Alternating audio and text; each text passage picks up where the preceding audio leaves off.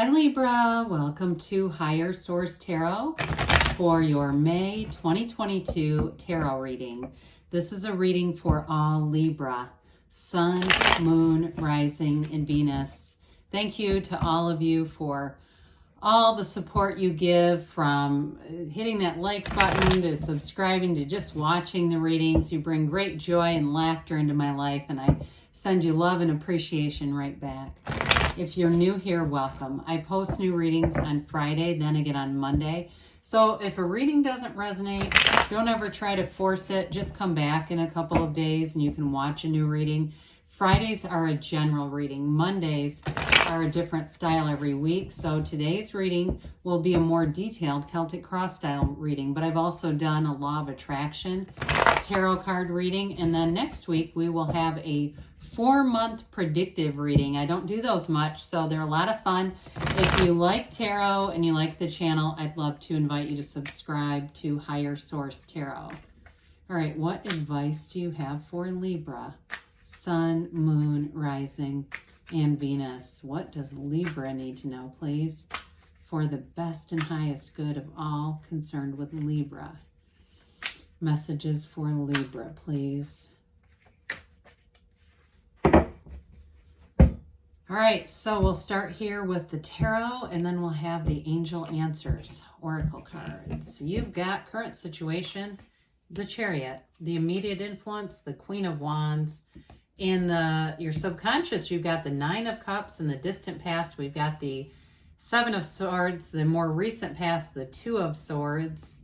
And the energy coming towards you, you've got Death. You're represented by the 6 of Cups. You're attracting the King of Cups.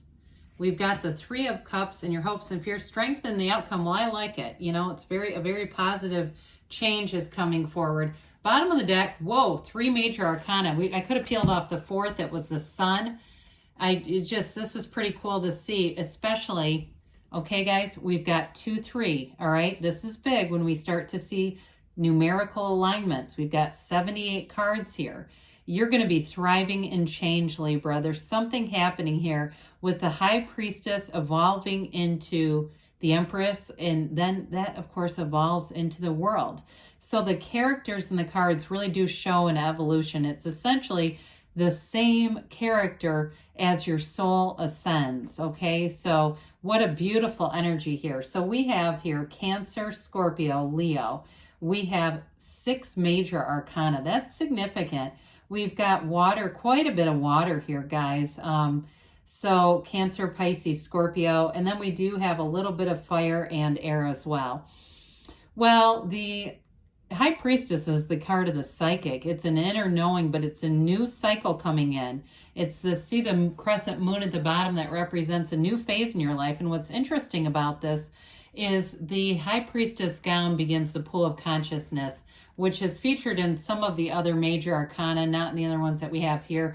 But it begins to stream. You see how this flows right into the Empress gown here, right into this waterfall that features in the card of the Empress. So what they're trying to tell you here, you're getting into this place where you're going to be in sync, in flow. You have the laws of the universe, the laws of life at your fingertips here. You are in this place where you're accessing a lot of power from within, and it's like from within goes without, okay? It's like from the inside, you get what you are, not what you want. And so with this, you are going to be attracting beautiful relationships and all the achievements with the world. The world is about that pinnacle of success. It is a huge victory. It's a huge win for you, whatever it is that you're asking about. So with the Empress, it's interesting with this because the card of the High Priestess and the Magician together form the Empress impregnated, okay? So the High Priestess is the Virgin of the tarot also. So there's just something about this. There's like this card, it's like this essence of multiplication and growth. And it might not necessarily be fertility. It can be, certainly, but I do feel like you've got this prosperous energy, and you have it too with strength. It's like you're going to have new doors opening to you. You definitely have a love relationship here, and especially with the Empress. She is ruled by Venus. She's ruled by love, so you're attracting, I feel like it could be the love of your life with this. You've got great aspects for travel too, and getting out and seeing the world. So with the World, it's a card of complete success. It's absolute nirvana, self-mastery. It is a new phase in your life that brings it all in. You are it in this energy. So with this, I do feel like things move forward in an absolutely spectacular way. Allow it to be so. You have here a relationship that comes in that's very passionate. You know, you have it both with the Queen of Wands and the Empress. The way that their knees are apart is very intentional, guys. So it doesn't matter if you're male or female either on that one. So with the Chariot coming in, this is an energy of a very mature adult, someone who's very successful in life and is able to manage feelings with this. So this is a wonderful pair in career. This is like rock solid with any career moves you make, any new business, anybody who's an entrepreneur, go for it. This is huge. Nothing will stop you in this energy, because the Queen of Wands too is an absolute boss. I mean, it is a card of expansion, growth, charisma, magnitude. Both of these together are very dynamic energies. So back to the Chariot though, it really is a card that says that you are absolutely in flow. And it's like the Chariot leads you in that path to spiritual perfection. I know we talk about progress, not perfection so much, but there truly is an ascension of your soul in the major arcana. That's what it's all about. And so with this, you're receiving energy from the subconscious. This is a card of great balance, stability, protection, but it is absolutely about movement forward. And with the Queen of Wands too, I do feel like you're going to be meeting new people who are wonderful companions. You have it several times, or you just have a really solid friendship group. But I do feel like you've got very helpful people along the way in this reading. So new people may appear who give you great tips, especially those of you who are some kind of entrepreneur. And I don't care if you're working a 9-to-5 job and you've got a side thing. It's the side thing they're talking about, okay? So keep going with it. Keep going. Keep being on that grind. It is going somewhere. It's evolving with this. And I do feel like there's a passion here for it. You've got wonderful cards of passion and exploration, creativity. It's wonderful. Well, the Nine of Cups is in your subconscious. So your subconscious says, bring on more. I mean, it's really a card of wonderful accomplishments, achievements. He's proud of those cups. He says, look at all my cups. In a relationship too, though, it's really being in the kind of relationship that you've wanted. It's having the partner who thinks of you, you've got wonderful aspects for reciprocity in relationships. Somebody who really moves your heart, touches your soul. It is an absolute soul level connection. You are energetically attracting this person right now, even if you haven't met them. They could be connected to your past, but I will say with this, the energy field is already there. The subconscious is already at work calling this person forward. And with the Nine of Cups, it's absolute wish fulfillment. Your subconscious is programmed to bring in wish fulfillment. So people are saying, my God, are you lucky? Boy, you sure have been having a stroke of luck here. It's really all about this. And it's not, like we said, it's not really luck as much as it's energetic alignment. That's all it really comes down to. So in the distant past, you do have the Seven of Swords here. So you may have had a betrayal or something that was deceitful or dishonest or a very abrupt ending with something.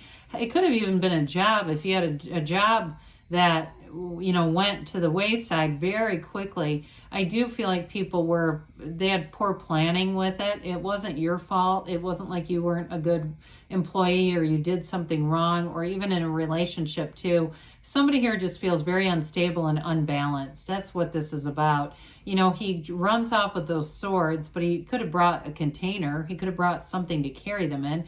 He doesn't think things through. And whoever this was, they didn't think things through. You're quite frankly better off without them. I do feel, though, with the Two of Swords being right behind this, it was hard for you to see this for what it was. You're still wanting to get see the best in the situation. See things for being you know, more in the positive aspect or positive light than they really were. And you may be in a place now, or you're coming into it, where you're really going to get a dose of reality with this. But I don't feel like it hurts you at all, because you have so many great aspects, especially for love or any kind of reconciliation. Now, if this was somebody who left very abruptly, that may have been a real stun job on you. It's possible they could come back around with the 6 and 3 of Cups. I wouldn't rule it out if it was an abrupt departure in the distant past, in quite a past, like a year ago, and it seemed confusing. There may have been a reason for it. Again, though, I still feel like it was unrelated to you. It's like there's something about this that it was them acting independent of anything you were doing. That's what I get. So the 2 of Swords is an absolute caught in the middle. It is a block. Okay, those sideways swords are not a good thing. Upright swords are the ones that we want. However, we've got the crescent moon that also appears in the High Priestess. So they're telling you information is going to come forward that's going to allow you to put down those swords.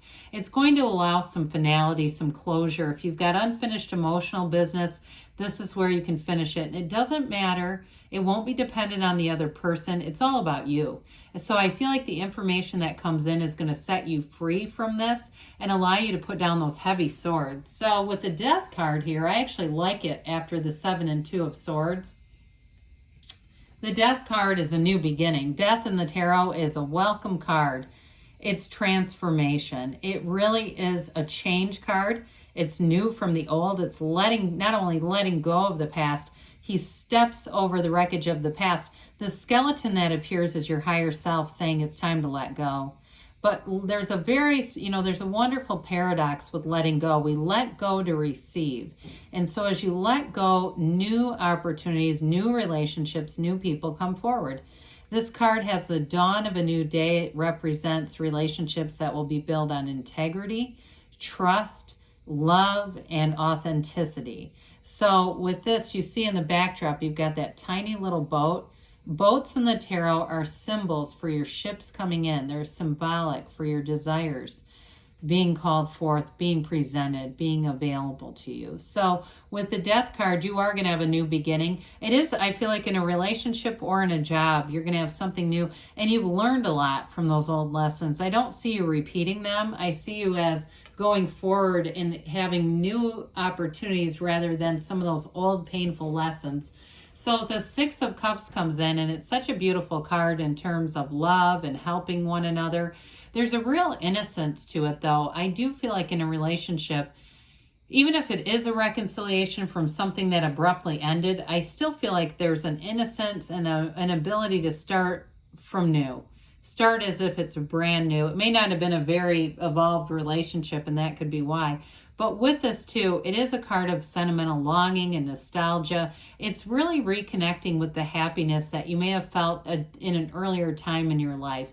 There's freedom here though. So there's not the pressures that sometimes as our lives expand, we can feel. We start to gain more things, and it can bring a sense of a lot of areas to take care of. And I feel like with this, it keeps it simple. It keeps it clean. It's about just being in love, just taking care of one another, keeping it very, in some ways light, but there is a wall of protection here too, okay? So I feel like it's a relationship that's not threatened by anything. So with the King of Cups, this is who you're attracting. Certainly could be a water sign that you're attracting. Cancer, Pisces, Scorpio. And you do have Cancer and Scorpio both right here. So with this, it is a wonderful confidant. It's a beautiful partner. It's a very mature relationship. It's somebody who you can trust impeccably. You can trust their word. They are available emotionally. This is somebody who wants to be in a relationship. They want to commit. So if you're in something right now where you're finding it's a bit of a chase and they're just not emotionally available, this isn't them.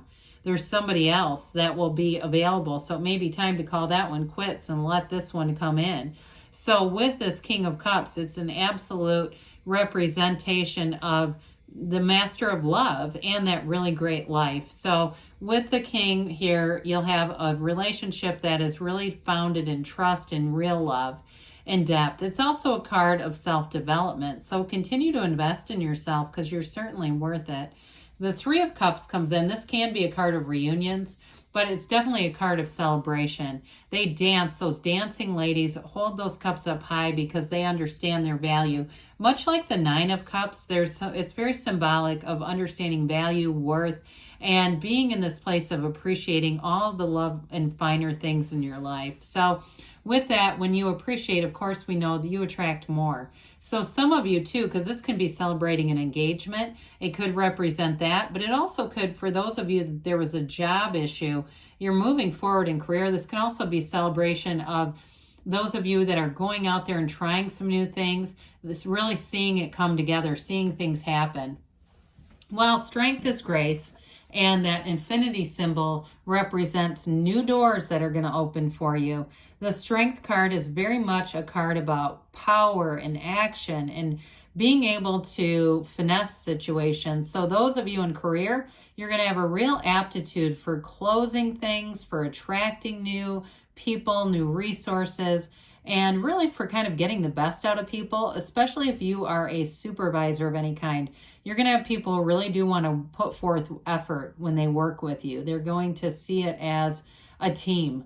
You've got a wonderful leadership ability here. And in a relationship too, it's a wonderful card in terms of compassion. It really does represent real love, openness, that desire to work together, that desire to understand one another and build a real relationship. You also have here aspects that show overcoming obstacles too. So let's see what the angels have to say for Libra, please.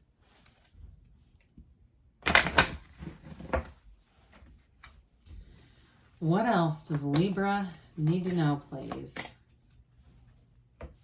Messages for Libra, please. All right, you have here abundance. You've got abundance and prosperity coming in. Success. This always reminds me of the Chariot. It's victory and success. The situation will improve. Well, that's for sure represented very consistently. They say you have perfect timing. And you got a yes. Okay, you create your own reality so you can have, do, or be anything, Libra. Great things are coming. I love you, and I'll be back again soon.